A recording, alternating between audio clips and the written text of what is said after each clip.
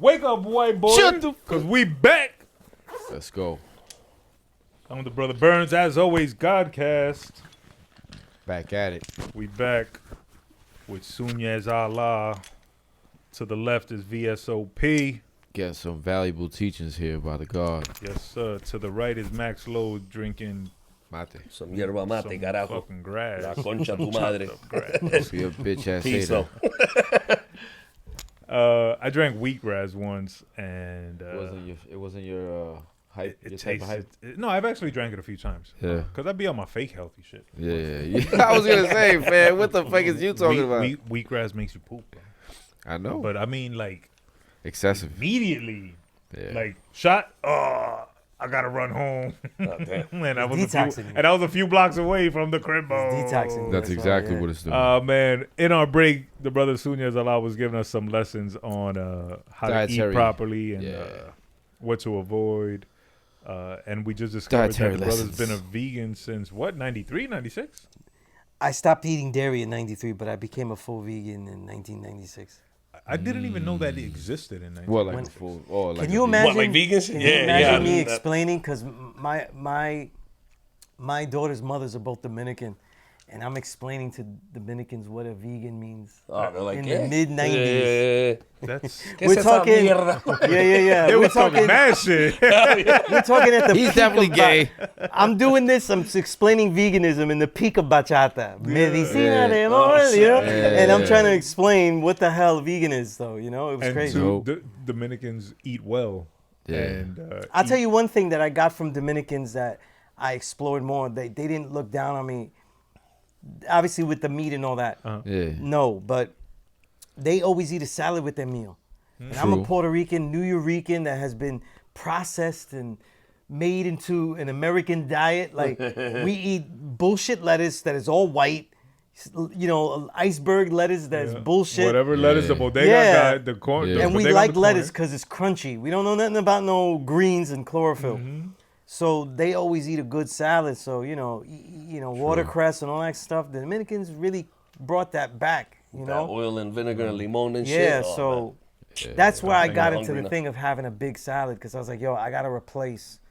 I can't be having a plate of giant white rice. Right. Yeah, that's a lot You know? too. Yeah. But you were raised on that, Of course. as we yeah. all were. Yeah. I was raised. I yeah, was. yeah, yeah. I know I was. On all the. Yeah, no, we didn't do much rice and beans either. Us was meat, that's it, and a salad, a potato salad, Yeah, green no. tomato and lettuce salad, No, fries, yeah. eggs. Like Growing up, we it never ate rice was and beans. it was a paper thin steak that we could afford. Paper thin yeah, steak yeah, the bites and shit. and Minute white steaks. rice and beans. And beans, You know? Yeah. And once in a while, you get the salad. Yeah. Thanksgiving. Once in a blue, yeah. Thanksgiving, you get to eat a lot of salad though. Yeah. What is this shit? This is salad dressing. I don't know. Oh, it's good. salad dressing? Salad dressing. I think we'd eat the salad for the dressing Yeah. more so than for the salad. Yeah, salad dressing. That was like this is fancy. a wonderful liquid. It was Yeah. like, yo, this shit makes the salad taste God. amazing. Honey Wait, if you mustard. throw some Italian dressing on the rice, that's Yeah. shit, man. I fucks with Italian dress. That's my Hell shit yeah, too. me too. Oh man, welcome back, brother Sunez Allah. Yes, sir.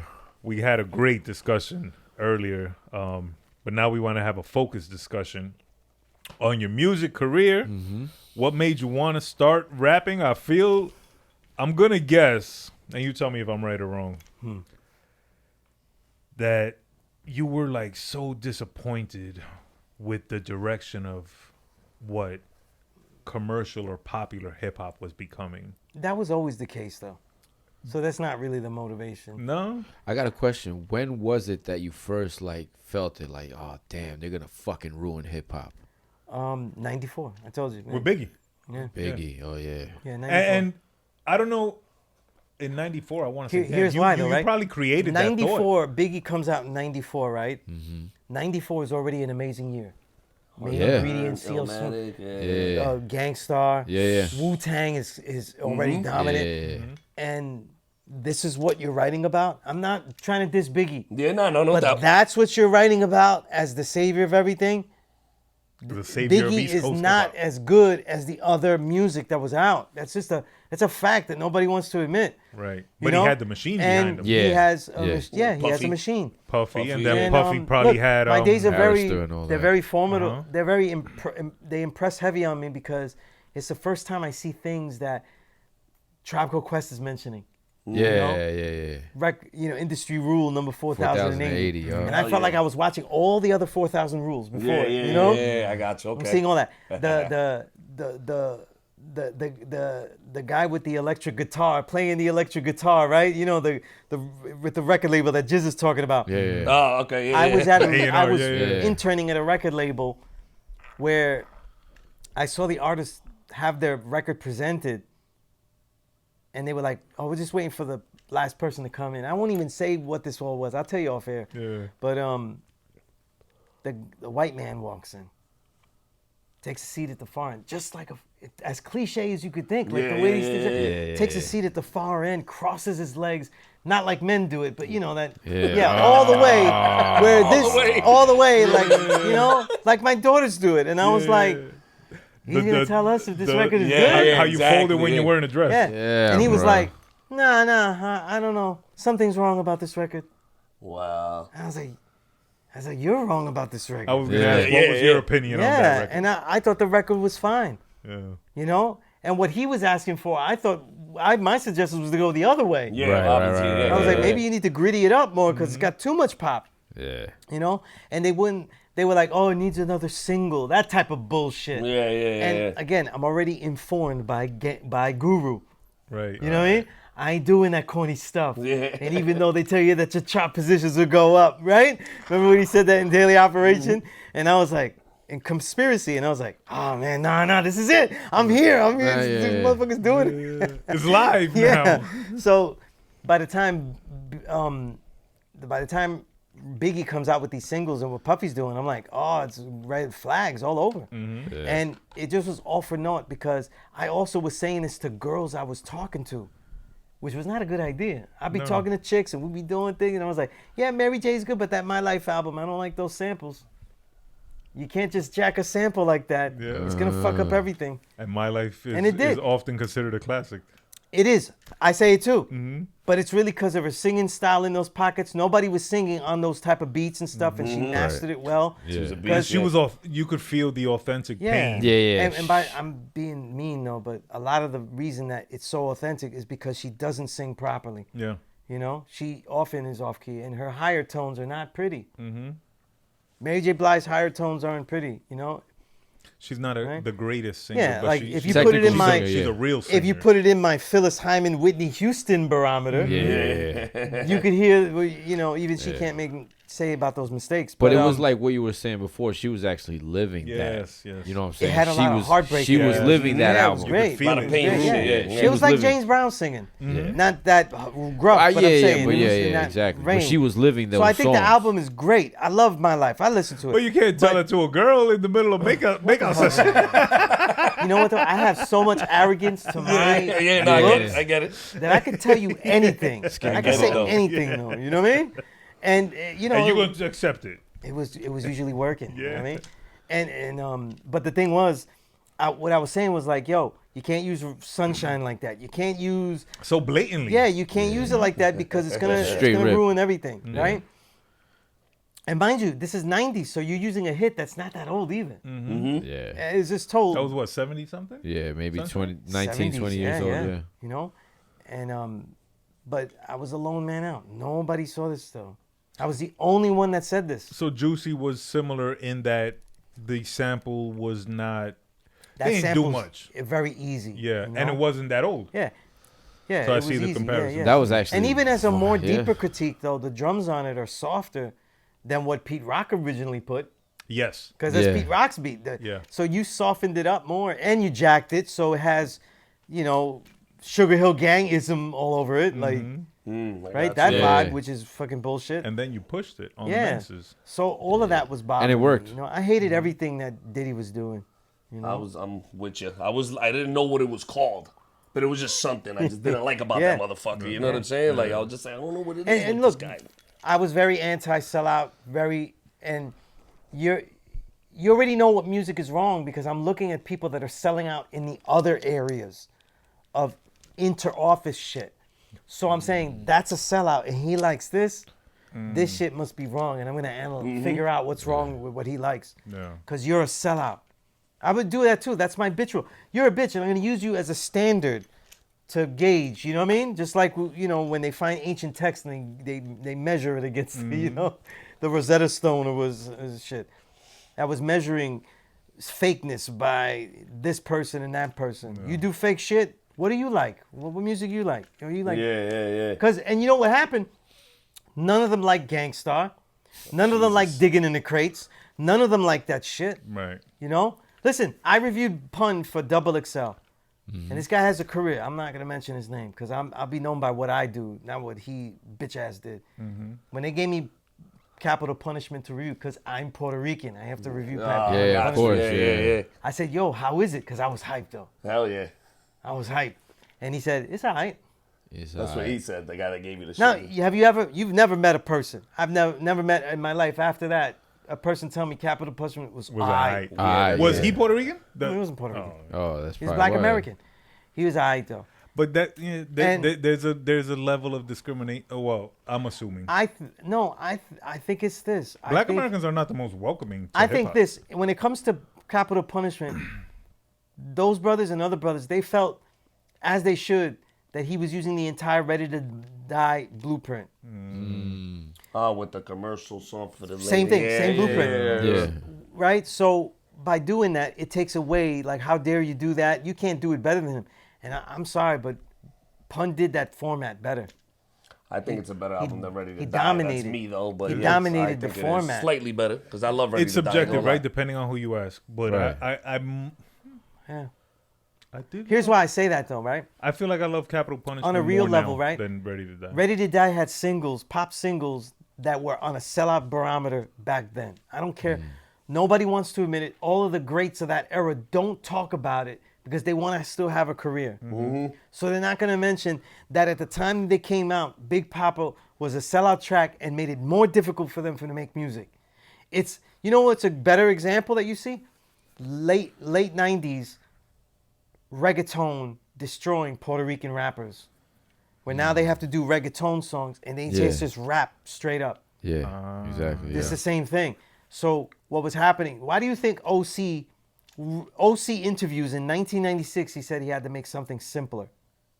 Jerry Wheeler Damager, 1996, said he had to make something simpler. Right. He had to dumb it Yeah, down. dumb shit down just for like the That masses, wasn't you telling them that shit. Yeah. Who's telling them that shit? The record Wu-Tang, label. The W album.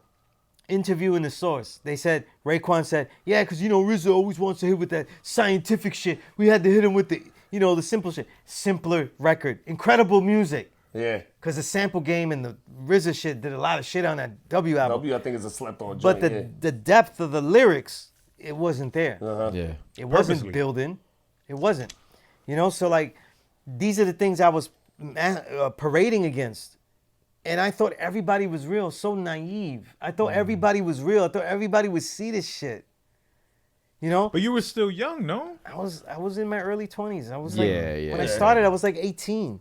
So I was like saying, I was like, I You're thought learning everybody the was world. like Yeah, And exactly, this. Let me pause the conversation for a second because I would be inauthentic if I didn't say that. I was actually the total opposite. I loved Puffy and Biggie and Jigga and the popular songs, and I searced for the hits. Even to this day, Most like of my people was like that out here. I was yeah, like one of like the we're a black little, sheeps and we're shit. different in that. I search for the potential hits that an artist can make. I enjoy the art of hip hop and great artists, and popular artists are not always great artists. But I just want to, I'm enjoing the conversation and seeing it from you guys' aspect. Max, I know he stands here's the thing, over right? there. You know what I mean? Yeah, but you like Back- Wu-Tang and all that. No, You but was that's the difference. Right. That in the I 90s, also though, right? still like in the 90s, Gangstar it's and hard to Wu-Tang. understand because in the 90s, the pop songs that I'm saying is pop, they actually were quality songs by many barometers. Well, that was the thing. I had this discussion with him all the time. Is that what he liked also back then too? Like for example, like the Wu-Tang and even Nas. That was the mainstream. That was the only form of hip hop we had. We didn't have like what we consider now pop hip hop, mainstream hip hop, underground hip hop, alternative hip. There weren't all these subgenres. It was the only brand of hip hop we were offered. Yeah. You In know what I'm saying? 93 And we didn't have a lot of outlets on Yeah. top of that. Now it's all over your phone. It's in any site, any app, anywhere. You understand? In It's like 93, Sunez a said, it group wasn't like, pop till like Puffy Yeah. made it. You Well, know what I mean? like my barometer was always KRS One and Guru. Mm-hmm. So the song that you share was supposed to be the best one, Right. not the commercial one, the best one. Right. And a lot of times though, we would get albums by they would be like one of the best songs. You know, it's like when we got Breaking Atoms though, you could say that Looking at the Front Door could easily be the best song. Mm-hmm. That's And why it's the and it single. was That's their my radio thinking. Like, single. that's the best song. Make it the Yeah. single. Yeah. You know, Yeah. that's how I was thinking back then. Yeah. And that's how I thought everybody else looked, and that's why I was naive and stuff. You know. I think at a time that was the thought though. Like the best song should be the lead single, but somewhere along the line, potentially around the Puffy No, I don't Biggie think so. time. I think that from the beginning, artists were being told what the song was gonna sell. You know, artists were what being song was sold. he sell? This isn't. Don't put this song. Put that song. You know what I mean? Mm-hmm. And they were telling them to make this kind of song. People were making their best music, but they were also told, listen. When I interviewed Beatnuts, right? Since we're talking about of that era, the first single from the Beatnuts album, the '94, the full-length album, Street level. Street Level, Mm-hmm. Juju hates that song. Is it Head Nod? No. Yeah, Juju hates that song. The main single. I'll bring it up now. But the lead single that was on that Beatnuts album, Street Level, it's a dope song. Like it's not commercial by any level in today's ears. Right. You know, or even us. So we don't see Right. it. But back then it was a commercial I mean, song shit, because Off the books was commercial as fuck to me, and that song is a fucking Oh, no, Off great the one, Books You know what I is- mean? Like, yeah. but that's already later. Yeah, And people yeah. already found that they have to give some type of hook. And Back then you some, could make like, songs with no hook. Was Melodic. what is this? Stone Crazy? No, it was No. Street Level. Yeah, You know yeah. what I No, always no, go off back the Props to? over here. No, that was Props over Stone here. Crazy. Oh, props Oh, over Props here. That's over right. here. Yeah, When yeah. I built with him then, he may like it now, but he didn't really care for that song then. Because he was forced to make it. He was forced to make that song That's a and use single. the easier song. So a lot of times, the simpler song was the most pop that they could get out of a guy. Gotcha, yeah. Because what pop can you get out of the Beatnuts? You know what I Right. mean? I mean, look at what they did to De La Soul with on 3 Feet High and Rising with what's one called Me Myself, Myself and and I, They yeah. fucking hate that song. Yeah. They hate that song. When they play it at festivals, because they were forced to at one point, their hook would be like, "We hate this fucking You know, song." it's such a good example. You know what I'm because saying? I love that song. when that came out, though, I didn't like that song, though. It And wasn't them. The song is nice. I like it now. But when I was watching the video back then, I was like, nah, that's not what we about when we listen to Because this it was shit. goofy.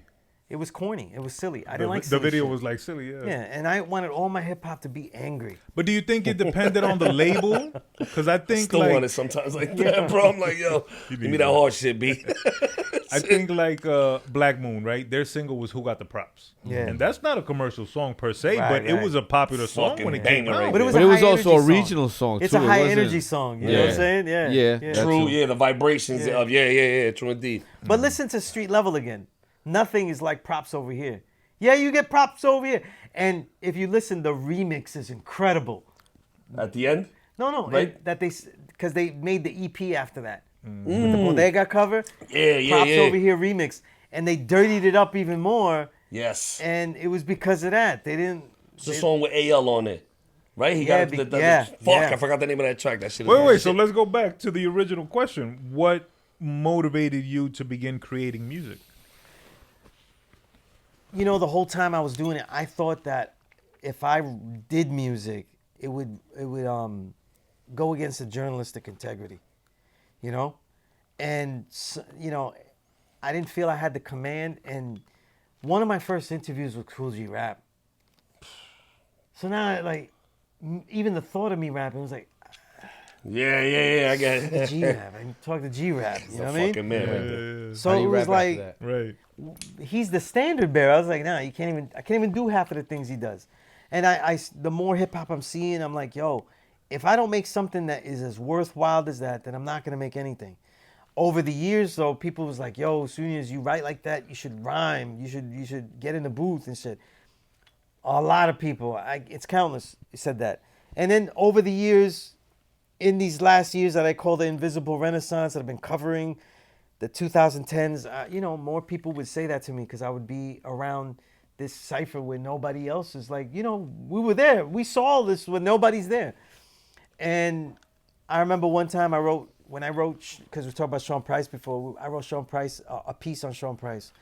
And Spit Gems goes up to me. We're in front of Black Bear. Remember Black Bear? Oh, in Brooklyn. Yeah. Yeah. I've been there a couple times, yeah. And Gems goes to me like, yo, that piece you wrote about Price, if there was some way it could be in song, like it's there. I always thought He's that telling me when I saw like you it's somewhere in song, and I didn't understand what he said. Like I didn't understand, but I was like, I was appreciative. You know what I mean? Right. Because all I wanted was to be I wanted what I was doing here to be appreciated as a lone thing. Right. So I wouldn't have started music unless I thought this was appreciated as a lone thing, and it was. And people just started asking me to do stuff on songs. So in the beginning, it was like, yo, Aguilar asked me to be on a Sadatics, their album, and I did the Like to speak on it? yeah, and I just threw a build, you know what I mean? And that was P.E.A.C.E. But then I met Power Rule, Prince Power Rule, right? And it's funny because my first interview ever was with Curious George. Oh, they all Right? fucking, yeah. People's And a shit Curious word. George, when he first met me all those years ago, he said, "You look like Prince Power Rule." And me and Prince Power, we just got along great. Like, yeah, that's like big bro. That was like a big brother. Right. And he was like, "Yo, with the shit you write, I just need you to write like that and just say the shit." Yeah. So he made it very simple for me to just say it. Just say that shit. And he was making his crew. This is like 2016, 15. He's talking to me about it. And he said, I'm making a crew called the Leftovers, NYC, because the white folk, the gentrifiers, they're out in Bushwick, and they told my man that we're the last ones, the leftovers. Dang. They didn't get rid of us, so we're the leftovers. So that's when we started to become the leftovers. And it was like a whole conglomerate, like, of just artists and everybody. And I was one of the writers that's representing, producers like Toast 187, my boy Bob Beto Ross, you know what I mean? Just a whole bunch of dope people, you know what I mean?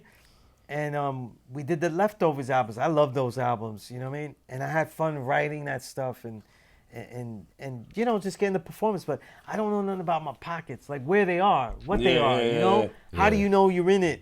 I know how to identify it when I'm analyzing the song, but I don't know how to be in one, you know? But then one of my students, I'm teaching him, and his name is King Kamal. And he's like, yo, God, you could really rhyme. I'm telling you, you could be MC. And I was like, yeah, that's peace. I'm just taking it as a compliment. Yeah. So he goes, yo, we should do an album. Like, let's just do a song. And I said, I'll do a song. And I do the 9,000 Miles song with him. That song, technically, I'm not rhyming. If you hear it, the rhyme is not in there, but it's syncopated exactly as a rhyme. verse. So I do it in such a way where like there's no rhyming words. Very few.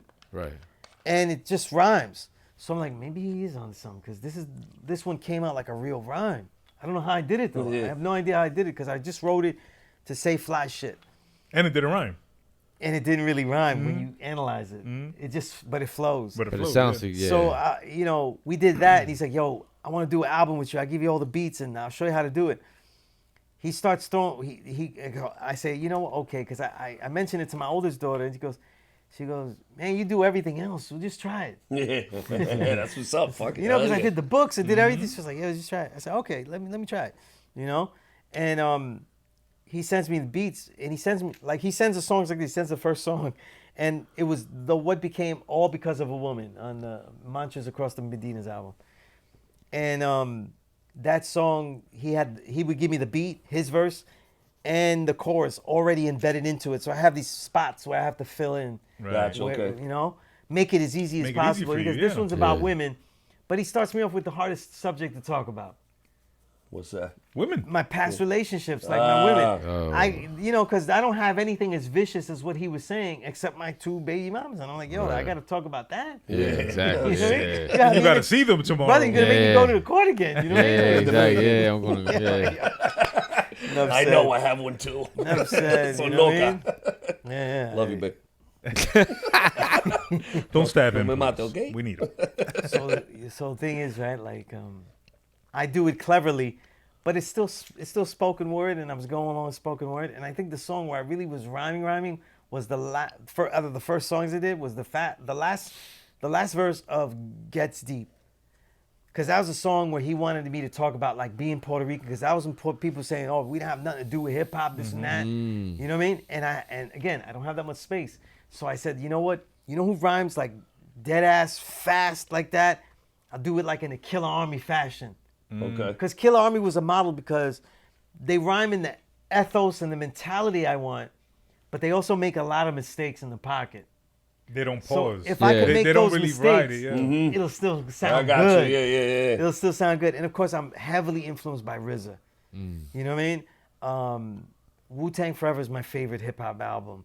And it was that album that I was listening to and said, yo, I got to get this knowledge yourself somehow. Because I heard because in Duck Season, when he says 120 lessons, my queen and my seed, and 120 lessons, I was like, that's what I need, that. You know, so it was in my head all that time. And that was one of the records that really pushed me. And so that deadpan way that RZA was talking, I was like, I can't really keep the pocket like the way King does. Because King, he could sing too, by the way. He could sing, not sing Yeah. like just Warren G chorus. He can actually R&B sing. Get out of here. Yeah. He has Shout one out on to his King Kamal, Bandcamp, man. but he don't promote it. And I'm like, damn, Yeah. Because I tell him all the time, if I could sing like you, I just would be going to sing in the bitches' faces. We all said the same Yeah, thing. we all Yeah. said I'm just doing Donny Hathaway song. Take a singing, love just song. ordering your dinner, Yeah. singing to him. I would Yeah. just be doing Marvin Gaye songs in the subway Yeah. all day. Like, I don't know why, Shit. but That's Same. dope though. Yeah. so I was like, I can't do what he does, but he kept coaching me on the pocket and doing what I do, not what he does or anyone else, what I do. He's such a great teacher. And he let me develop, you know what I'm saying? And there were some songs like, I love Brothers of the Invisible Renaissance because it has Infinite Mind on it. But that was one song where I first started to see the pocket because I drowned in the pocket. There's a part in that song where I fall out of the pocket. Yeah. But when I was recording it, though, I literally could see myself in an ocean, and I felt like I was drowning because I'm saying the words and I can't catch up to the way it was. But that means I know where the water is. I know where the pocket is. But I was drowning. I was like, I am fucking it up while I was saying it. You are fucking this up. Like I was doing it. But I did so many takes. I was like, fuck it. I got to do that one. Yeah. You know? So he let me grow on mantras across the Medinas, and he didn't stop me so much, but he just coached me. But then True Cypher gave us a lot of beats. Shout out to True And Cypher. their That's pockets, true. their beats have lots of pocket. They're open.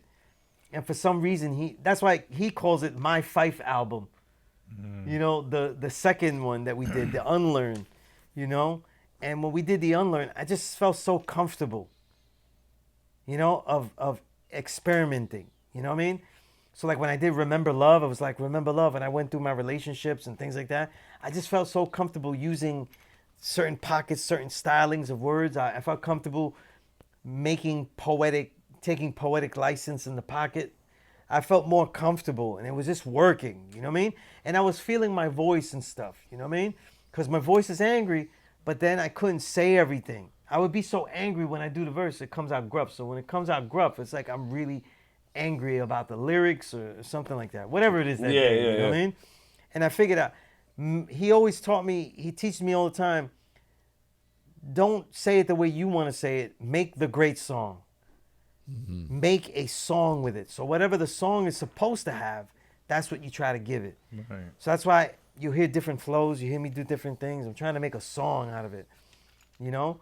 And as we went, we did all that in the space of that year. We just kept doing it. That's dope though that he's actually producing you. Yeah. And teaching you. The reason I kept doing it was because by that time I've written all these books, and like with all things, fake people keep blowing up in journalism. I do all of this though. I do all of this shit though, and I gotta hear you, people that I know, other people that talk about they love real hip hop, and they're talking about Joe Budden. Yeah. Oh shit. You know what I mean? They're talking about what he's talking about or what they're talking about, and their Gotcha. musical knowledge is trash. You know what I mean? Joe Budden is one of my favorite rappers. Well, I'm talking. He's like, I'm sorry. I'm sorry Again, on all I have level. to be But I'm authentic talking to about me. his journalistic, pseudo-journalism. Like with Joe and Jada, right? People make these big angry posts about, oh, I can't believe Joe said this wrong. That's what you asked for. Yeah. Because I gave you this, and you wanted that. You wanted bullshit journalism. Don't get mad that the shit is all wrong and you have to correct them every 2 seconds. Yeah.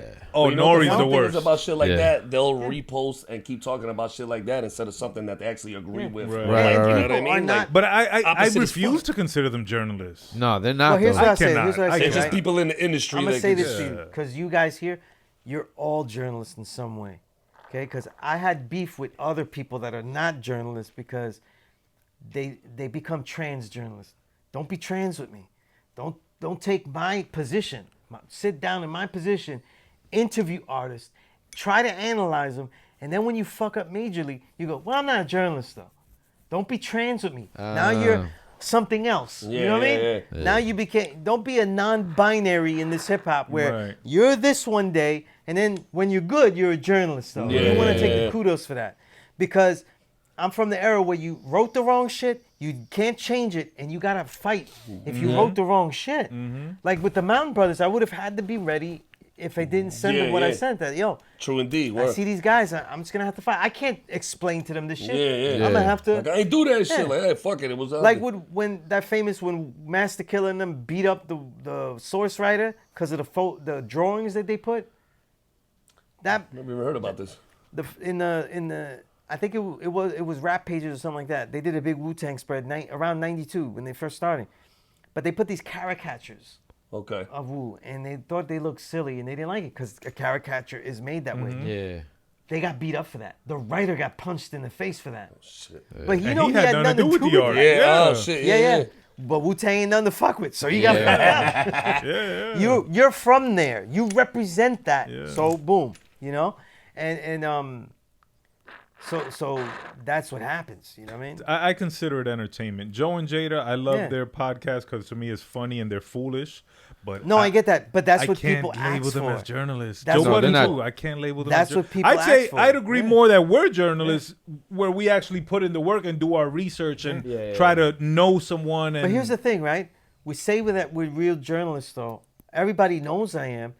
They don't put it together that that's time and space. That's my space. You know what I mean? Because if I was that person to bum rush things and say, and we could bum rush the whack and just shoot them up, it would be King of New York right there. You guys got fat while everybody starved. You guys did this shit. You know what I mean? Like to me, what gets me riled up is shit like when they had I'm forgetting his name.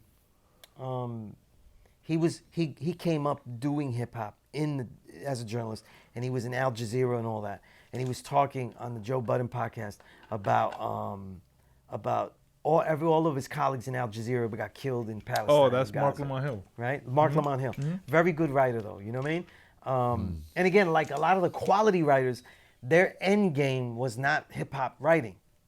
See, and that's another difference. Right. When I got into hip hop writing, that's my end game. I don't want to write about the fucking news on the corner. I don't want to write expose. I don't want to write about how the U.S. is doing this devilishment and that, because I know that they're doing that. I don't want to do exposés and be on another planet like Edward Snowden for doing quality journalism. That's not what I want to do. I want to do music writing. Quality music writing. Quality music writing and shit. And so Mark Lamont Hill's there, and he's telling him that shit, and he tells him that, and they go, oh, and they kind of make fun of it, and they go, oh, well, and they go into another subject almost disrespectfully, disrespectfully, you know? And it's like, we love to hear about killing and violence and shit. And if you were saying, yeah, on the street, man, all my brothers was drug dealing, they got smoked, you know? They would be like, yeah, would've man. stood there, Right? Because that's what they got their money for. This is why I say I don't listen. Joe Budden can have great raps and shit. He has some bars and shit. But I don't want to hear a great punchline when I saw you be phony. I saw you be fake. You talk all that shit about violence and shit. You made your money by violence. No matter what anybody says, though. Joe Budden made most of his greatest songs are bars about violence. That's a fact. But then when someone tells them about real violence, the realest violence you can, a whole people being genocided, where all of us are survivors of that. All of us, though. We all have indigenous blood here. We're all survivors of that. Every black man is a survivor of a genocide. Because at one time, they weren't trying to engage you in society. They were trying to just off you all the way. And then when he hears about it, he's like, oh, all right, you have to switch. You know, and that's fake shit. That's why my biggest saying that everybody keeps hearing is they respect fake. Respect fake, because that's all I see. Everywhere they respect fake. You know, and I saw it everywhere, and I continue to see it. And what'll ruin this invisible renaissance is the underground eating itself. It's the underground eating itself in that fashion. Being the commercial man inside a small bubble and cannibalizing everything else. Can we get into the invisible renaissance, and is it the dark times or Dark the dark Ages. ages? I called the Dark Ages, The Dark Ages. personally in the 2000s because I was trying to write in every magazine and they wouldn't let me. So everybody you could think of that was dope in the 2000s, Mr. Liff, all of these people, right? Forget Company Flow. I can't even start with that. I can't even. Yeah, it's too underground. Like, No, it's it- just too, like, you know, yeah. everything that was dope, I would pitch. I was trying to write. Let me write this. You know, they would give a guy one column to write about the underground. And he got one sentence, and it'd be a column. Yeah. No features, no nothing. You know, I already told you about MF Doom and all that kind of stuff. Just striking out everywhere. You know, like I said, in '99, I pitched 3 guys that I said they will be otherworldly. You know who the 3 were? Doom with Doomsday, Madlib with Loot Pack, and Thurston Howe with Skillionaire. Yeah. I said, let me give you a piece on these guys because they're gonna be next level. I was it was for us. That's a no-brainer though. Sound Pieces album That was wasn't. fucking. Oof. That's not a deep fucking thing. That was a no-brainer where we were at, but it was like foreign to them. You know what I mean? Right. Again, because they're not. That's not going to sell any issues. They didn't So. care. Yeah, exactly. By then, it was so big that they didn't care. Was No, there yeah. ever an established magazine whose focus was on the underground artists? They were, and they were short-lived. So, Yeah. like Stress Magazine was about that. You know, they really were about that. They were graffiti bound because they were founded by graffiti writers. Right. You know, by Ket and all of them, and they were dope. They were dope. You know, listen, sellouts are people that really were dope, and then they sell out. Right. So if you open Ego Trip and read all of the editors that were in there, many sold out, like Elliot Wilson and all these other people, and they go, "Oh, Elliot Wilson, he interviewed Rock Marciano." After he put Interscope, 50, Eminem, and Dre on the cover, almost 9 out of 12 times in the year in 1 year. I think it was 05. He put them on 9 covers in 1 year. He had to have been on the payroll. I don't know Yeah. as an Yeah, outsider, yeah. but No, that's just payola. just looking My like biggest you piece in definitely the get source payola. was about Funk Flex Payola. So I didn't hear just about his payola. I heard about everybody's payola. I only could write about Flex because that's what we were writing He about. just retired, right? You know? You was saying? Yeah. You saw Pete Rock what he wrote on his They shit? said They were like, he's yeah. full of Pete Rock shit, was bro. Like, yes, thumbs up Unbelievable. from You Funk heard Flex. Max? Huh? They said he's full of shit. He's not retiring. He's changing time slots. But because he's extra, he has to funk flex it and make it. Yeah, a, make it a Him and retirement his bombs bullshit. and shit. I Yeah. just, But he's been in That's the what I since read. back in the I day. They were can't taking verify. payola crazy. Yeah, Yeah, he's they been were annoying taking me since payola back in the crazy. day. They could say they don't take payola now because payola is done pre-payola. Yeah, exactly. know? Yeah. So It's the way the, before the you Dark get in there. Ages So I called the Dark Ages because I couldn't get in. and I what had was being such a- covered was I had a good run, and now I couldn't get anything in the magazine. Not one guy cared about a dope MC that was gonna blow up.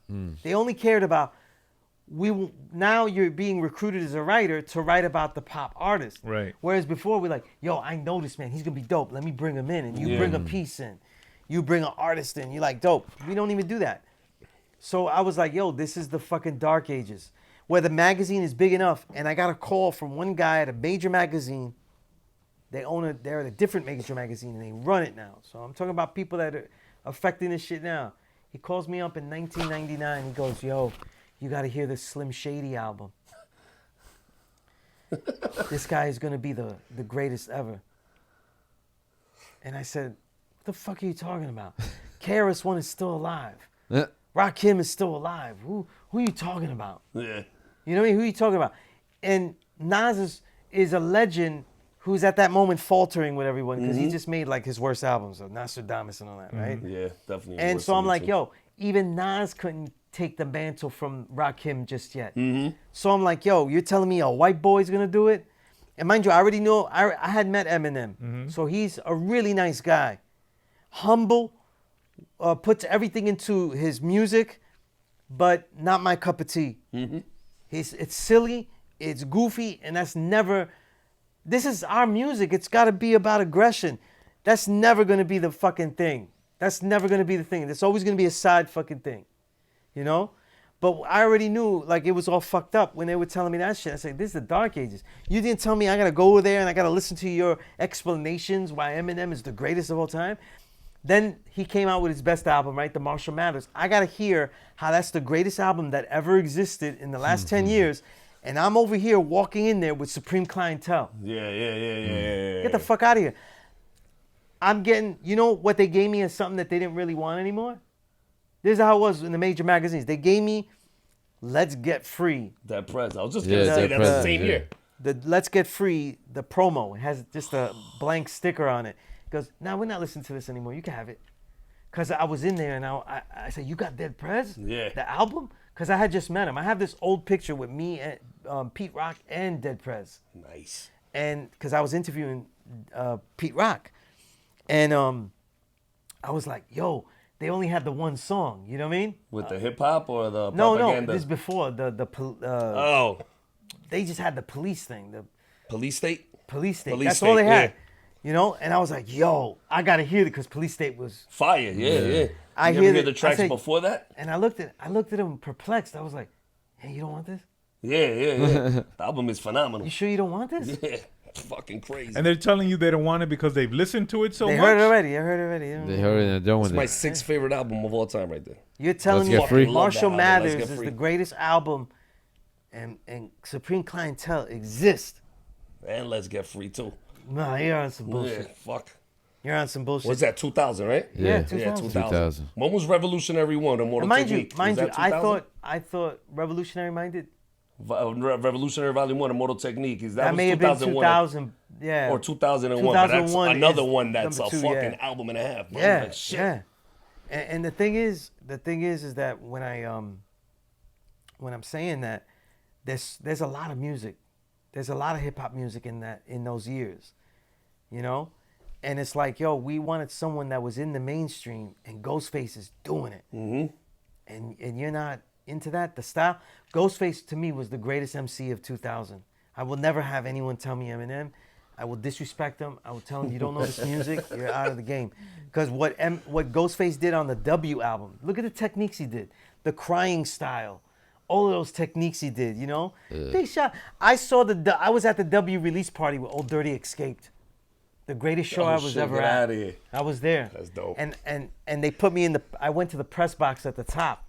And when Old Dirty popped out, unexpectedly, because we were all gonna sing along to fucking "We're the One Man," and he pops out. I almost fell over the balcony and died. Like I literally, I was like, "Oh shit!" and I almost fell off the balcony. You know what I mean? And at that time, Ghostface, when he was doing shit, he was doing that verse from Hidden with Hollow Bones. He was doing that verse like a soul singer, and he would get on his knees and do the verse. They shot Timothy, and I remember.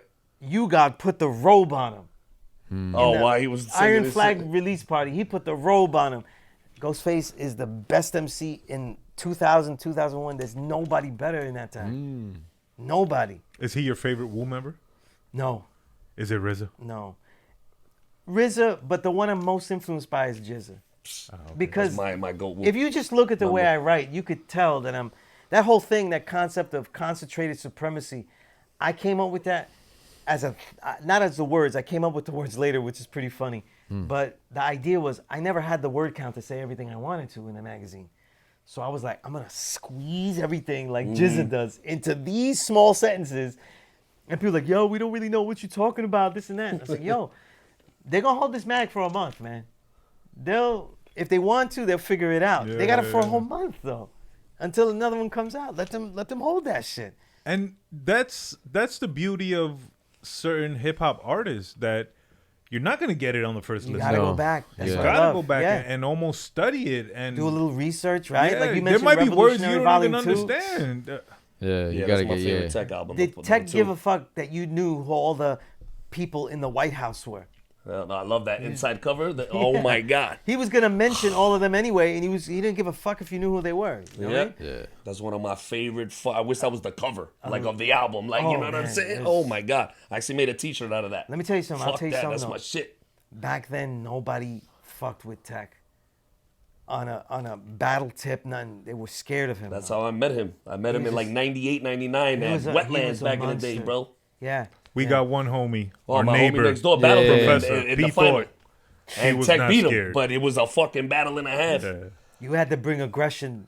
Everything. Yeah. That vein pops out. You got that vein. He Peruvian, right? Yeah. Peruvian, yeah. When that vein pops out of Tech, you already know it's over. I was like, yo, who is this Yeah. fucking guy? Like, he was so fucking ill with this shit. And then he Yeah. went outside and started rhyming again, battling other people. I was like, yo. Tech wrote for my first magazine.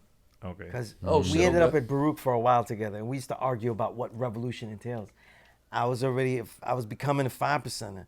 So I was like, yo, it's the knowledge of self. Though. He goes, no, we got to kill everybody, the oppressors, and we got to go down there with guns. Yo, he really is that person. I love it. He's the realist. He's really as that person. Yep. You know what I Right. mean? And, you know, I was like, we got to get our diets fixed. No, fuck it. They don't even have lard to cook with. What the fuck? We're going to be. Yo, he was really like that. And he didn't see my points about how food is. Yeah. But he saw other points. He just was real. Same goal, just different. And I'll tell you, yo, since you're talking about mindsets. tech, though, Passionate. Like, my favorite story about an artist in the magazines was he made fun of me because I needed a quote for the Source.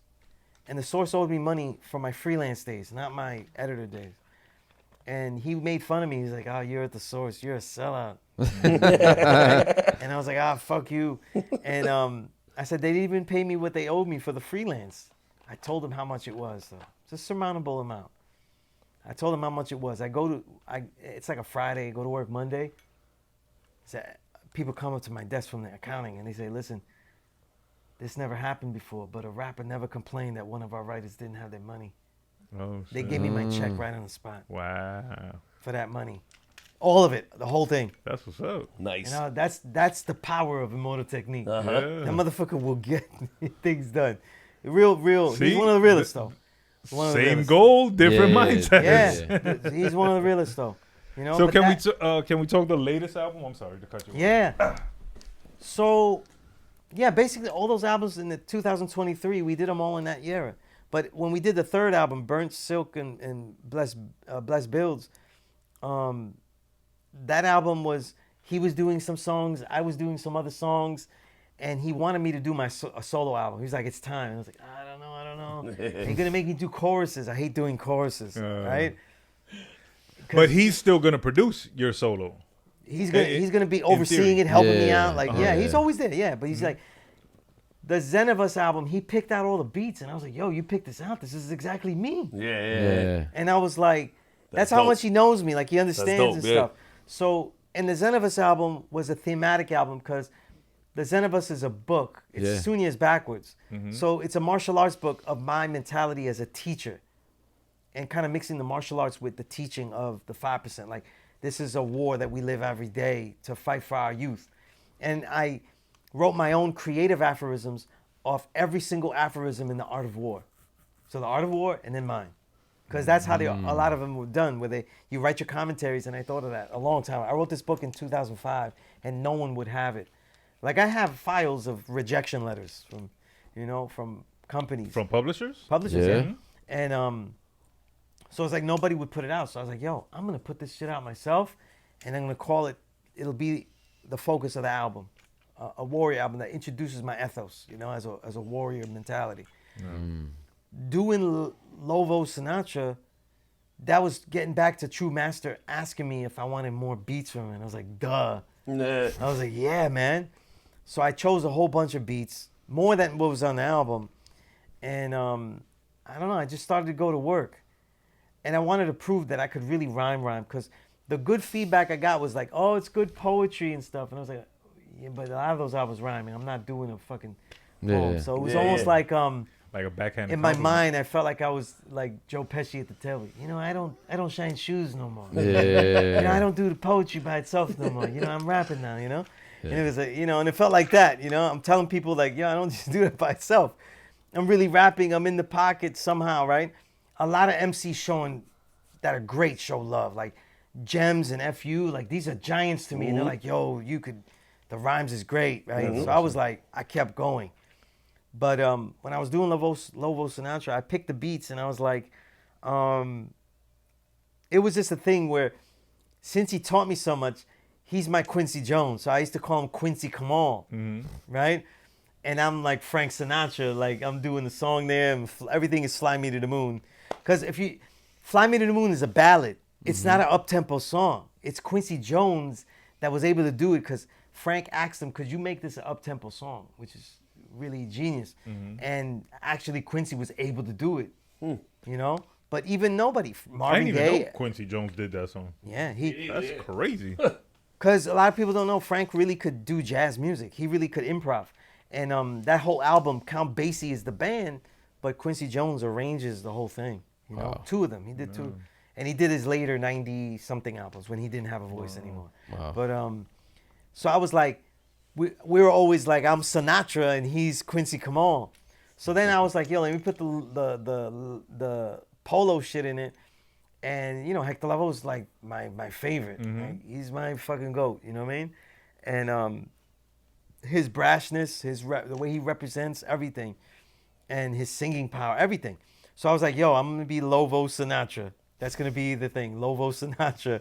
And I had done a song with the other beat. That's why it's Lovo Sinatra True Cypher Remix. Yeah, that's my favorite. Because I had done a song, Lovo Sinatra song, right? with a different beat, but I hated my tone.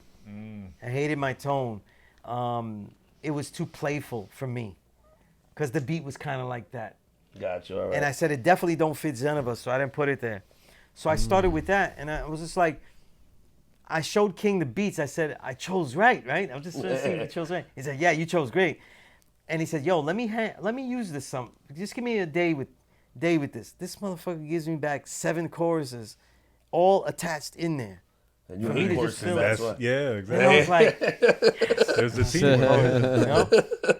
And he did all those choruses. He did all of those. Every single one that's on the album, he did it in one day in a batch. That's dope. He writes totally different than me. He does the annoying Jay-Z thing where you don't write shit down. Yeah, you know that bullshit. But that bullshit. yeah. I'd be remiss if I didn't say Hove is my favorite rapper of all time. You know, I do have a whole Jay-Z diss a verse. Really? I'd love to hear it. Mantras Across the Medina. That verse, because on the song, King Kamal was talking about like a young brother that goes bad with the streets. So basically, I don't want to do a drug tale. That's not my lane. That's not what I lived. I lived a whole bunch of shit, but it's not that. All my life in the street is teaching people that were that. So I'm not seeing any of that shit, right? So I was like, what if I just make the bad kid continue to be bad and he becomes a popular rapper? Because ain't that what happened, right? Yeah. So I do the whole thing about Jay-Z, and I mention everything, his gentrification of Brooklyn, everything. Mind you, a lot of people don't even know. I didn't even mention this in the song. A lot of people don't know that a lot of the unification of black-owned record labels, a lot of that was stopped by him snitching to Interscope. And a lot of people don't know that. Yeah. You know, he's a real turncoat. I'm not talking about his abilities. The labels union. that. Yeah. Oh, The yeah, union. yeah. The hip-hop A lot of union. his shit about the Yeah, we need labels, a lot of his shit about his skill level and all that kind of, he just keeps quoting Biggie and shit. He has enough quality where you know he can rhyme. That's stupid. Without a doubt. Hell yeah. That's stupid. But it's the shit that he did behind the scenes and all that kind of shit. You know what I mean? I always thought he was throwing away integrity using his skill level and his talent levels the whole way. Because I already had problems with him taking EPMD's beat and onward and forward. We don't need Sunshine, but we need all the other songs, all that. Right. I felt 444 was performative activism. Just like I see most of Kendrick Lamar's work, it was all performative activism. Right. You sing about the old Medina, but you gentrified the whole thing and you laughed about it when they asked you about it. Oh, they might have to pay more for soda. Some shit like that. You know, with his, soft voice, you know? That was perfect. That was super dope. Jay-Z right there. That was awesome. Talking voice, you know? So I always had problems with that. And I had problems with that because everybody was emulating him as the style to go. And look, I'm militant.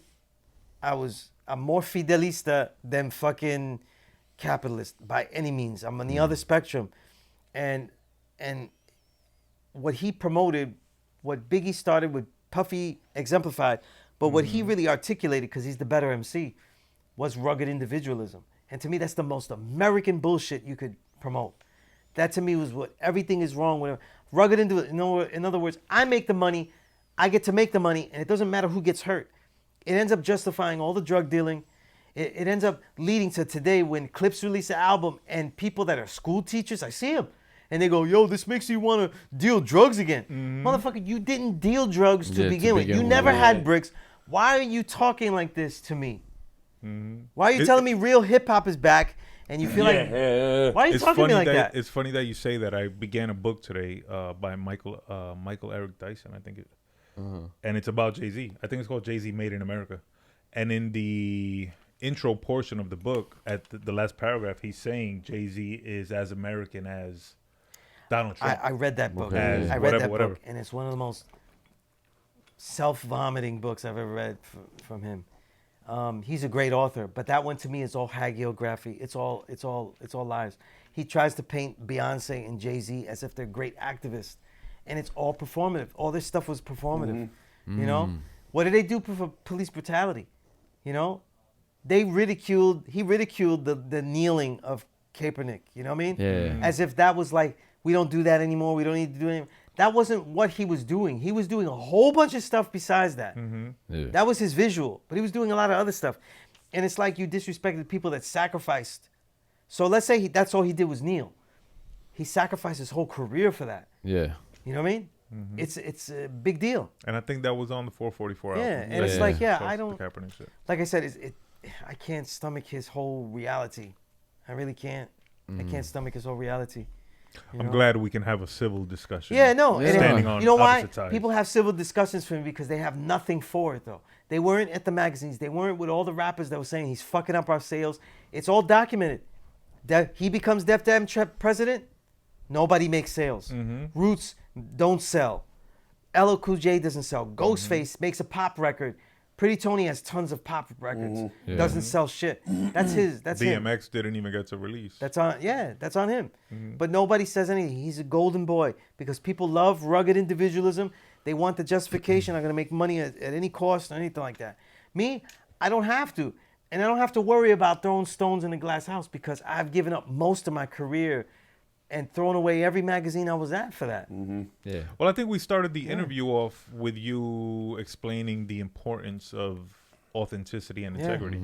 Yeah. And I mean, there's no That's what it doubt is, you know? about how important that is. to Yeah, you. but making the album, when I did the Lovo Sinatra, I wanted the album to have like that struggle that I do have. You know what I'm saying? That struggle because at this point in my life, though, right? Because I told you I went through relationships and stuff, and the more baby mamas you have, the poorer you are. That's a fact. You know what I mean? And it's almost like I've started over twice. My whole life, the whole life started over twice. And my career was always going to be not a lucrative one because I always wanted to be a writer and an editor. And I never wanted to do nothing else. I didn't want to write other commercial stuff. I wanted to be a music writer. And you weren't going to sell out. And I wasn't. Yeah. So even all of the millions of streams, because now it's about millions of streams of income, everything I do has to do with either teaching, I either teach in schools, or I'm doing hip-hop shit. You know what I mean? So I want to express the struggle it is being that kind of person. So when I did like Rebel Fabric and I did Skillustrator Pen, those are the songs that really tell you what a struggle it was. The Skillustrator Pen, I'm talking about like, you know, through the magazine conveyor belts and all that, and I tried to get stuff but I couldn't get it. That whole song was written for Napoleon the Legend, the Flow album. But it was on a different beat that Giallo Point had. And yo, the second person to teach me the most about MC and like really help me was him. Napoleon? Aside from King Kamal, it was Napoleon. Because he was like telling me, listen, this is a clunky beat. That's why it's hard to work for. So he was like, let's get a different beat. And he gave me Flaw, the one that you hear on that Flaw album. Yeah. And I gave a different verse because it's not in the pocket anymore. And I was like, yo, it came out the way I wanted to. But in there, it's illustrator penned. I wanted to say like the frustration of doing that and how much you sacrificed. You know what I mean? And people don't really understand that. They don't really understand that, like, yo, if you don't see certain people, artists or journalists and stuff, it's not because they're whack. Like we used to think, like, he fell off. Like, you know, we always talk like that.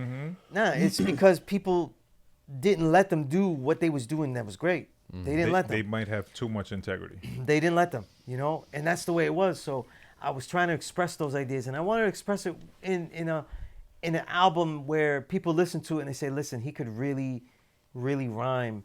And I wanted to have it proven where, like, the beauty of poetry I could put in these reviews, I want it to be put in song. So songs like A Prophet's Bliss, I wanted songs like that where I really go into the poetry of things. But it's a rhyme, you know what I mean? And it's that a album rhyme. was recorded in 23? No, this one I did last year. Oh, Which one? 24. Lobo Sinatra Lobo I did Sinatra. last year. Okay. I did the majority of it last year. I don't think I did any song. Let me see. I may have done... The last song I did was Rebel Fabric, so that may have been done early this year at the most, But I've pretty much been holding it for a long time. Okay, that's why. I've been holding it for a long time. Okay. You know, because I don't want to do music flood. I respect the music enough where I want to say, listen, I want to do my best and really listen to it a lot. And I don't let do it the live. fast rap shit. I don't do the quick turnaround shit. You pay me enough for an article, you get a turnaround that's real quick. But with the music, I want to, you know, go through it and do it careful. Right. Do everything careful. Make it something. No microwave shit. Yeah, really something. That's why I'm gonna live with it. I worked hard on the song. So like when I did Live at the Polo Dojo, that was the song where like nobody could tell me I can't rap now. Because I wanted to have long pockets. I wanted to have like, but in things that people don't say, no matter what, nobody talks about that. Nobody is talking about the martial arts in this fashion. Nobody's talking about the knowledge of self in this fashion. Nobody's talking about the struggle to be a writer and anything. Nobody has this experience that I have. So I was like, yo, all I have to do is just talk about myself. Because nobody's lived this, you know what I mean? Nobody's lived this, you know? If people look at me as a Puerto Rican, definitely no Puerto Rican has done the shit that I did. You know what I'm saying? And then if they just look at me as anybody else, nobody's done it. Nobody's done it. Very few people have even done all the magazines I've been at. And there's nobody with this many books on hip hop. No. Nobody. You know? We barely touched on the books, but you drop a book every year, The Real Love. Yeah. You started so, in 21, I believe? 2020. So with the books, I was like, after a while, I was trying to monetize. And I'm writing in Premier Hip Hop, but I'm trying to monetize because I'm doing all of that for the love. So I try to monetize, and people's paying me shit. By the time I go to major magazines, and they're going, yeah, we'll give you $20 for a review. I'm like, Oh, yeah, come by on, that man. time, yeah. That's ridiculous. It ain't gonna be $20. And I'm like, this is me. Yeah. You don't give Sunez $20. You know what I mean? Like, you know who I am? You know, like where I've been? You know, like it doesn't matter. That's all they're gonna give you. So I said, I'm gonna put this in book form because at least I can sell a book. And that's where it started. And there's no word count limit. And I'm working with Paragon. It's like, yeah, that sounds like a good thing. I'll do the book covers for you. So it's me and Paragon as a team. He does the cover, I do the thing. Like the first one, the Filtered Reel, these are essays from the 2010s. And I said, let me start by compiling all the shit I did. And I put them in here. And I said, yo, I was at Toshi's house. We're at Toshi's house. I said, yo, that'd be a dope cover right there. So you chip. I just took that picture and Yeah, shit. it's dope. You know what I mean? And Toshi's so hip hop. Like his house is hip hop. Yeah. It just basically looks like this, but with a bed. It's a studio with a bed. Like, you know what I mean? Nice. And so I He's was down like, with Kozan, I think, right? DJ Yeah. Toshi? Yeah. DJ Toshi, yeah. Good brother. And so I start doing 1 year. I'm writing all these long reel of the years, like if I'm doing them online and shit. You know what I mean? You remember? You used to, Yeah. And I said, listen, this is a lot of fucking albums, though. I think I'm just gonna make it a book. Yeah. You know, Lot of because shit, bro. after a while, the website is hard to load and shit. And that shit, you That's scrolling that up. premiere one, right? Yeah, and I'm like, yo, this is not even scrolling the way I want to. So I'm like, I think it's gonna be. I start with a PDF book, and like a lot of people keep asking for it.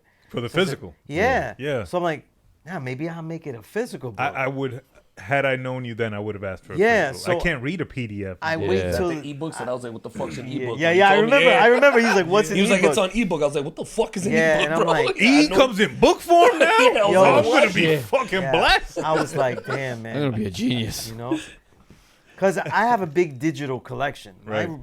My digital book collection is like 7,000 books. And you read them where? Like on a Kindle? I read them on Google Books.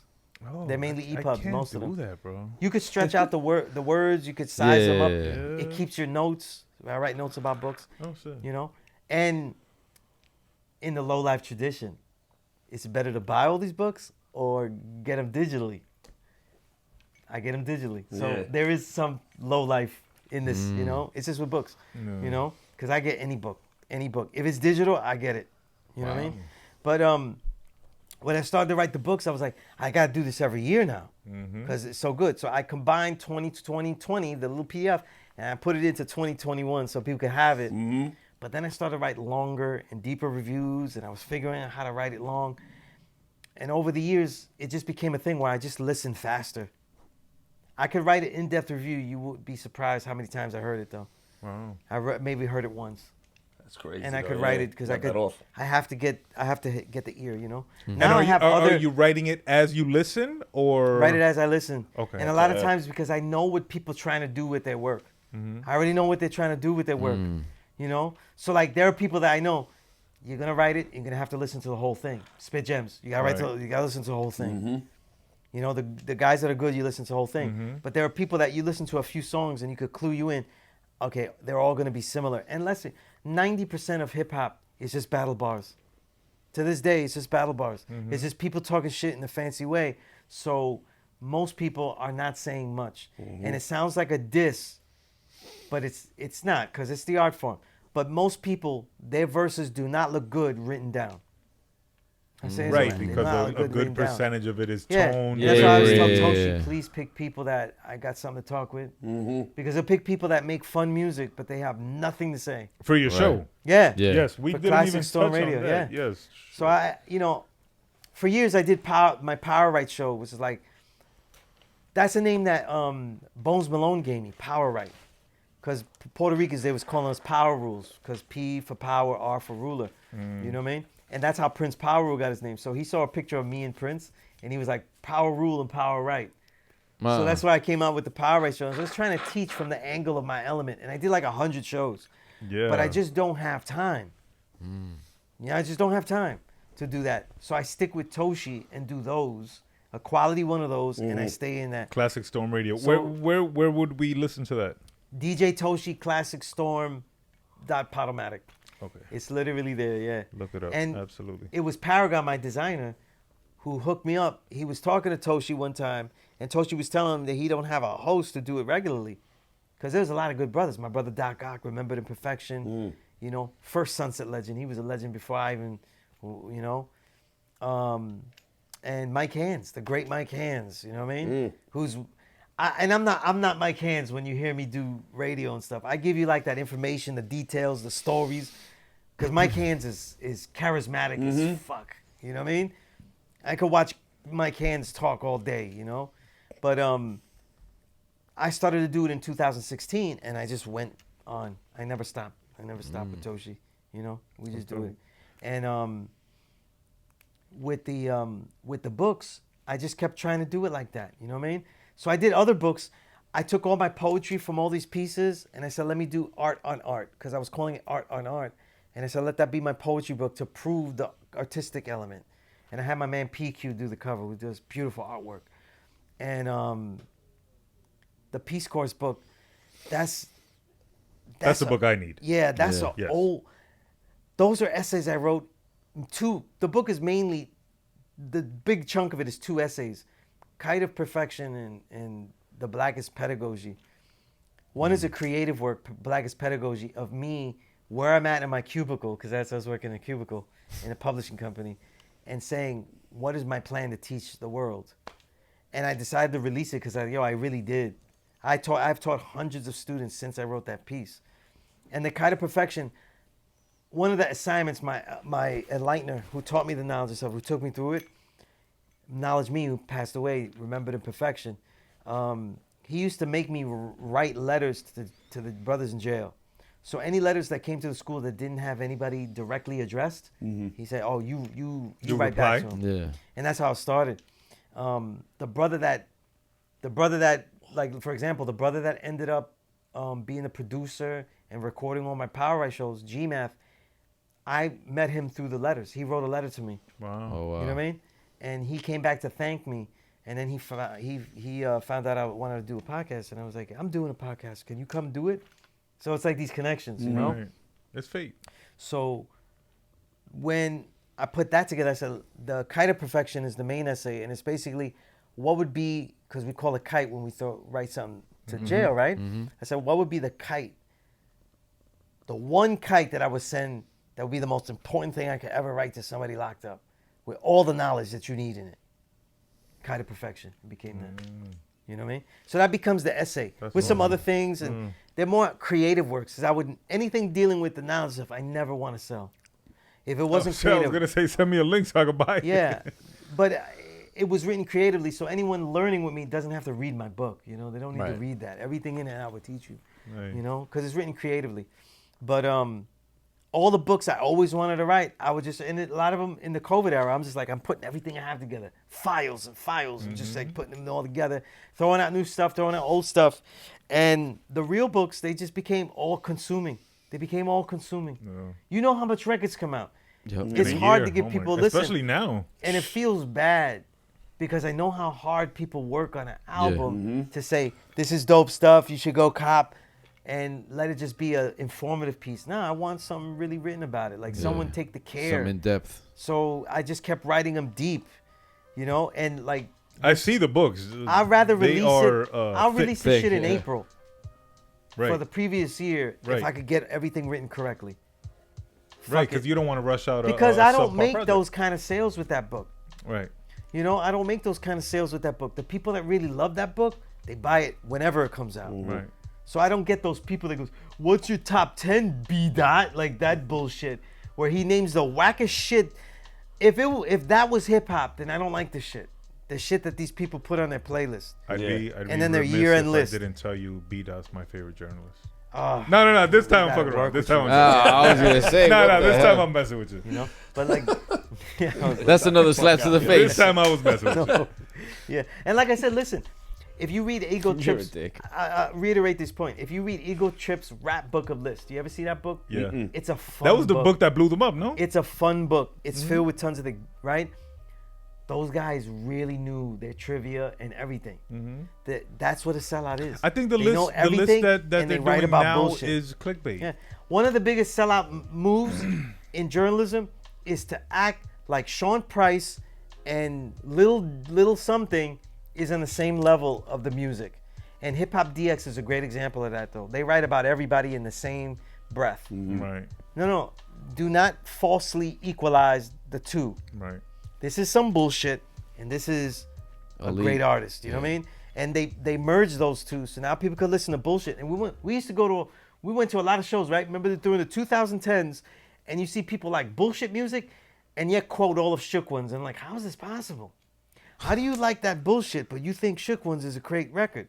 Programming. Yeah. It's my opinion. And it's like Programming. almost like kids want their own unique bullshit. So they sold them that. So real quick, for true hip hop fans, people who enjoy well thought out, well put together words and paragraphs and reviews and thoughts, The Real Love available now. They're always available, They're yeah. always and they out. cover every single year that they mention. You There's know? what, 5 volumes now? Yeah, there's in 4 books because 2021 20 is and together, 2021 is 22, 23, 24, you know. And, And I, like I said, I'm in. and you're in the process of Yeah. 25, I know what year I'm gonna stop. right? I know what year I'm gonna stop. You So know what I mean? before he stops, Yep. let's Get your make copy. this. It doesn't matter because when I Something stop, bigger, there will be yeah. a record where people know this is the way that you do it, Yeah. and this is the way that it's done, and that's the model. Because everybody that wrote great moved on to other things. But what happens if you become a great writer in this hip hop and you stick with the music? Yeah. That's what I'm trying to show, you know. And I think more eyes need to be opened and I'm taking one of those books. I'll be honest. I've yet to read a book, and but I'm taking one of those books. it informs for sure. also the way I make music, though, because this is why the bars end up becoming so layered, because I want to say things that I haven't heard. And Also, that's you're why- a writer by nature. But that's So- why when I hear this is why when you hear my albums, I almost never use similes. I don't use similes because so many people use similes and stuff, and they come out. My similes are weird. Like on Lovo Sinatra remix, I said, work hard like ogres' chores. That's what I said. 'Cause Ogres' chores. Ogres are Ogres' chores. gigantic, so their Yeah. chores must be really hard. Yeah. This is the kind of fucking weird metaphor simile that I make. So I'm like, oh fuck But this. it's thought provoking as opposed to Yeah. the same simple similes Exactly. that are I like used the shit that makes me a think and like thousand rewind and be like, times. hold on, what the But fuck these are you the mean kind of here? similes I come with, so I don't really keep it. But Ogres' chores. Jizz is such an influence, and he has such elongated metaphors, and I've always loved the elongated metaphor, you know? And What did I hear from Jizza today? Oh, I think when we were playing the Supreme Yeah. 2. yeah, Database. and I think where I really hit that most was in the Prophet's Bliss with the metaphor, because I when I ended that, I'll tell you right now, when I ended that verse, right, because that was actually not a beat I picked, by the way, the only one I didn't pick. King Kamal had it, and he tones, because True Cypher is O-N tones. Tones, yeah. And Tones told King Kamal that it would be great if King Kamal got the hype part with the horns, Yeah, yeah, and then yeah. went into my poetic flow on the more the subtle mellow part. flow. So I said, okay, that sounds dope. When I wrote my rhyme, though, to be fair, I liked it so much that I was like, yo, King, can I just have this shit? The whole shit? I just told him, I was like, yo, you gotta let me. And he, you know, he's great. Like he's like, yeah, that's for you, man. That's for you. And he was great about it. He always is like that. If I tell him like, yo, this song is like, I kind of killed it on this. Like, can I have this? Like, and he'll give it to me. But like, what I mean by metaphors is like when I say shit like, every thought would be a warrior's ambush on belief, helmets of questions and rifled insights long or brief, swarm bleak beaches of ignorant grief, to leave standing supreme chief. You know what I mean? So like it's like warfare. Like we attacking ignorance as warriors. You know what I mean? Against ignorance. These are the kind of things I love to write. Yeah. You know what I mean? And Well, you're combining all your passions. yeah. So people don't read enough. You know, they don't read like I would like them to. So it makes the music. I could get you to read, at least hear some of my stuff. You know what I mean? And when I was doing it, it was just song after song, and I wanted to relate like this low life ethos. Like for me, the low life ethos, I try to turn it on its head, because I see it like, yo, brothers was not robbing clothes. They're robbing like the way that they look, the way that we are going. If we look this good, we're gonna be this good. We're gonna be great. You know, so that's why when I start out Rebel Fabric, I say these illnesses don't fit any of my clothes. That's why I'm low life. The illness that I have, I'm so ill. This other shit, I can't wear it no more. Yeah. You know what I mean? And it's like, it's always that rebellion. It's what I love about hip hop, the countercultural nature of it. But we've lost that. Yeah. We have. People ask me like, yo, is that what it was predicated upon? I think it came up that way. And I think maybe it felt that way because the best artists were, you know, Harrison's and all that. But for the most part, it got sold in such a way where it's really not, though. You know, let's be honest though, right? This is the first reel of book I'm writing where I'm just doing it alphabetical. So now I'm gonna do it all encyclopedic. This year's? Yeah. So when you look it up, you're like, what did Etho do? And you just go straight to E, you know, like that. Because people keep looking at it like that. So I want them to read it like that. Got you, yeah. When I was doing the categories, is I was trying to give credit to the types of music that people like to listen to, the vibes. When I was doing the vibes, let's be honest, the majority of music is still crime rhyme. It's still illegal shit, where that's your focus, you're a hustler, and it embraces either Raekwon or the Jay-Z side of blatant, rugged individuals and we have no morals type shit. So you see people like, they're greats in it, like Legend. They're pinnacles in it. Like Rock Marciano, he has both. He has like the Ray ethos in a lot of the music and the integrity of making the music, but he has a lot of the speech of the Jay-Z rugged individualist, because most of Rock Marciano's verses are looking down on you. Right. You know what I mean? Yeah. Like Yeah. I always say like he does it where he's like spitting on a hole right while he's in the booth. You Yeah. know? Yeah. I mean, you like, take yeah. his last Definitely like album, that, their though, last yeah. album, his last album with Premier. Look at the title itself, the coldest profession. He's talking about pimping. Yeah. You know what I'm saying? So like the whole Would, thing. would it be insulting or offensive to say Rock Marciano is the Jay-Z of the underground? I think it would be. It would, because No. of Jay-Z's ethics and what he's done. No, yeah, because I consider that Rock Marciano works harder on absolutely demanding that the music has, that the musical ethos, the sound of the music. Jay-Z, I don't care what anybody says, Jay-Z didn't care about the sound of the music. He cared about the success of the music. And that's why you see so many song style shifts in it. From album People to excuse album. the song style shifts going as commercial whenever it was applicable, whatever type of commercial sound, because they say, "Oh, he's a real MC. He can rhyme off anything." You hear that, right? And he's Even my guy, and he's evolving and staying Yeah. with the times. my Yeah. brother Bad Seed will use that argument though, about he could rhyme off anything though. You know what I mean? But how come artists after artists though tell me they could do all types of bullshit music, but they won't, right? Right. Spit Gems, Napoleon, they all tell me I could rhyme off those beats too, but I don't want to. Yeah, Right. that's Right? integrity. So the diversity ploy argument doesn't work with me. To me, Rock Marciano, when he makes music, he works hard to have a certain hip hop ethos. So he may not have the integrity ethos all the way when he's with his what he's getting his money with, because it's not there. Let's be real, it's not there. For the most part, most of them are glorifying the shit. You know what I mean? My guy, Rome Streaks, Rock Marciano, all these guys, they all glorify the shit. Stove No God. matter what anybody says, though, selling crack sounds doper to me. Just like Humphrey Bogart, when he had a cigarette, that shit looks dope. And it makes, James it Dean made too. everybody want James- to have a cigarette. Yeah. You know? James Dean look cool. It made, even though he died of throat cancer, Yeah. right? Yeah. No. But like, no, James Dean died down in in a car accident. yeah, but Probably smoking. I think very few like that are just crime rhymers. Very few of them talk really on a level where you see all of the aspects. I both think sides and Ito shit, is yeah. very underrated for that. Oh, he's a beast with it. Yeah. Ito really shows you the angles of like if your thought process changes, it's over. And he's really beast, underrated. yeah. He doesn't get the credit because he's an amazing writer. He is, He to me is, if you made Miguel Piñero a MC, he would be that. You know, he has all of that grit. You know, and I mean Miguel Piñero the poet, and also Miguel Piñero's character in Miami Vice. It's like a combination of everything, you know. But Rashid Chappelle, he would be one that shows all He's the dope, angles. yeah, He's yeah, a genius, you know. Salute to Patterson. Yeah, and but it's very far and few between. Most people are really on that drug shit. You know what I mean? Yeah. And you're gonna, am I gonna go around and say I'm a journalist though? Did you really sell crack? You know, like it's stupid after a while. It gets dumb after a while. Yeah. So I get extra. And they're not harsh going to with tell you shit. the truth anyway. Where I am harsh though, I always say this with the books, where I'm harsh and I really go down. The more pimp rap you do, I really go in on you. I really go in on you because you're blatantly blood sucking people that choose not to be blood sucked, people that are being manipulated, blood sucked. No one's ever gonna convince me that any woman said, "I feel like doing this though. I feel like doing this. I'm gonna sell my body though." Nah, I don't bear witness to that. There's hoes that they get entrenched in, but for the most part, that is not a generalization you can make. You can make the generalization on the other side. You know, so I'm like I always tell people, like Mussolini, I give terrible reviews to.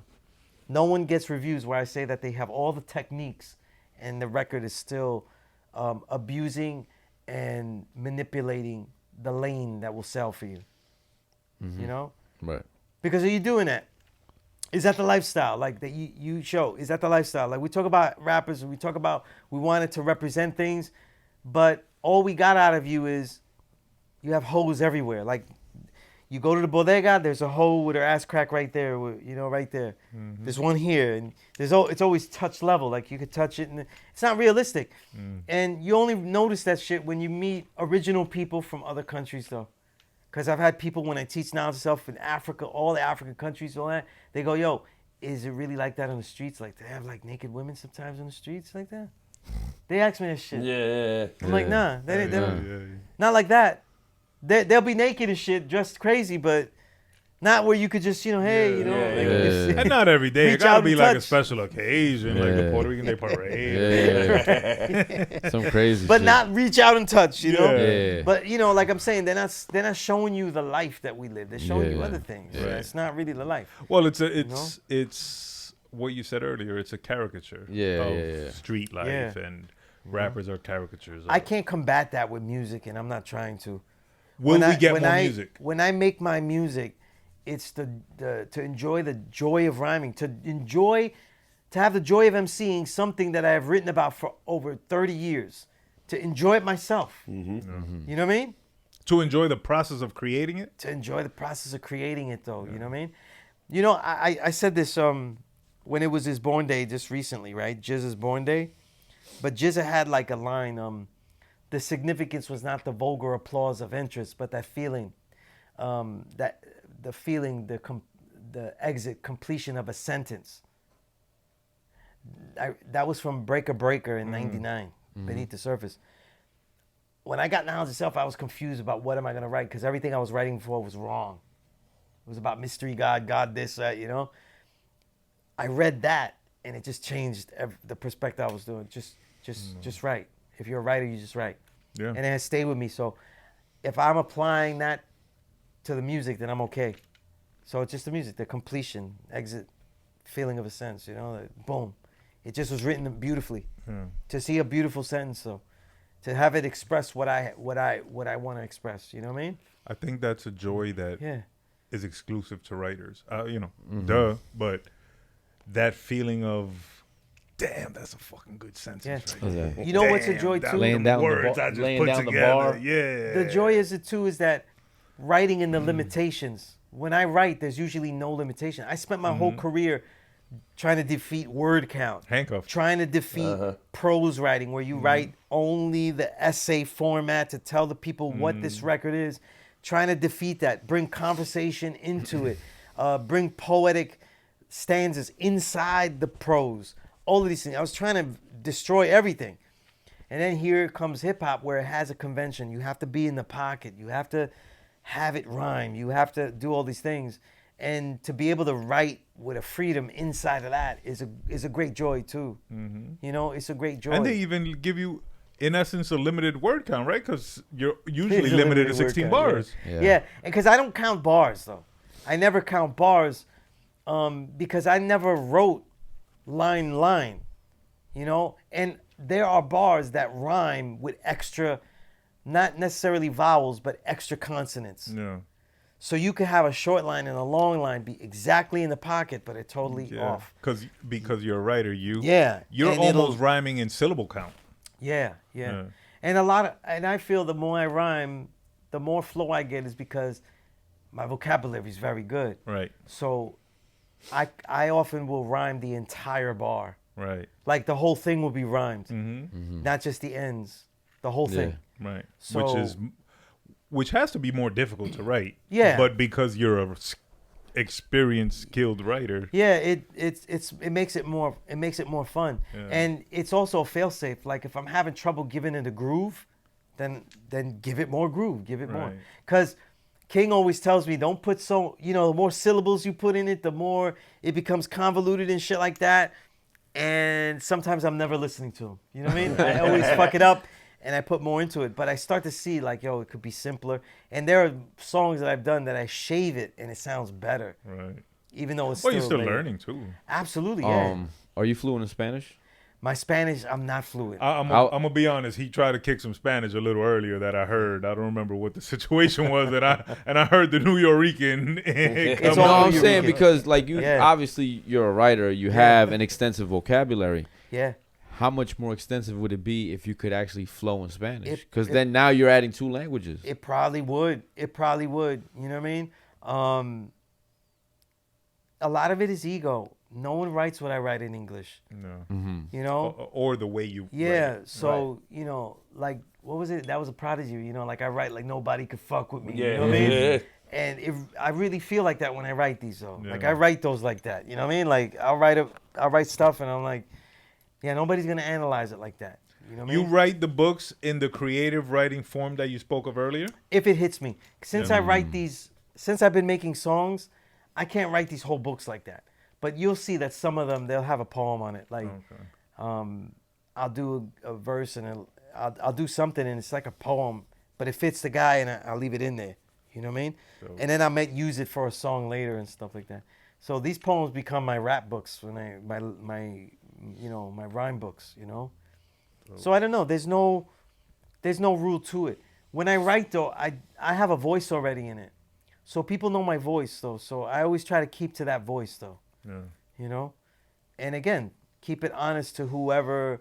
If they were right in front of me, this is what I said about you, you know? Whether it was Action Bronson, Mussolini, or Planet Asia, you know what I mean? Yeah, but fuck Action Bronson. Damn. Do y'all have any last questions for Brother Sunez? Because honestly, we could stay here and chat this all could turn night, into brother. a 5-hour episode. Yeah. I'm good right now, my brother. Nah, yeah, we're good, yeah. All right, Brother Sunez, I appreciate you coming through. Everybody, please make sure you're following at SUNEZ, Sunez Allah. Make sure you check out all the books, Definitely. The Real Go to of the Bandcamp, 2021 to 2024. Make sure you go to Bandcamp. Sunez.bandcamp is... Listen to the tunes, listen to the new album, Get in Logo, tune, baby. Sinatra, the albums with King Kamal. Get the motherfucking books. Yeah, and we definitely we're gonna have to have you back, brother, Couple. because there's still Anytime, stuff that we didn't anytime. even get into. Hell yeah. And shit, I don't know, man. I feel like I want to go to your school and sit in on a class. And Nah, everything, for bro. real, Yeah, yeah. and I definitely want the book. I forgot the name of it now, but I have it here. Peace Corps. The Yeah. Peace Corps. Peace Corps. Yes, I need that. And also we'll DM later so you can give me the information we spoke of earlier. The 3 beginner books. I need that too. Definitely. And yeah. you spoke of a book that sounded interesting, The Art of Peace. So I'm gonna have to fuck with that. Oh, yeah. The Art of Definitely, Peace. yeah. But Brother Sunez, thank you for pulling up today. Yes. Thank you for all the knowledge you gave us on so many subjects. I think you Word. gotta be the top one or at least or top 3 most educational episodes we just gave to the world. So I Thank hope you. everybody Definitely pays number one. attention. I'm the ranker. And He really- made me that, so that's really- El number Ranker, one, yeah. bro. There you go. Max Low makes the list around here. Oh, man. Brother Sunez will be on Get in Tune, either Volume 1 or Volume 1.5. He's gonna be Yes, on sir. The something. deluxe version. That'll be out soon. Also, brother Sunez, the brother VSOP makes beats. So if you're Yes, looking sir. for some Oh, beats that's that you want peace. to mess Yeah, with, that's peace. he Heard a got some couple on the fire way for here. you. Yeah. And Yeah. I think that's it, y'all. So chin up, chest out, carry yourself with honor, carry yourself with pride. This is the Great American Hip Hop Debate Podcast. Man. I almost wore that same shirt today. And we out. Peace. Peace, God. Peace.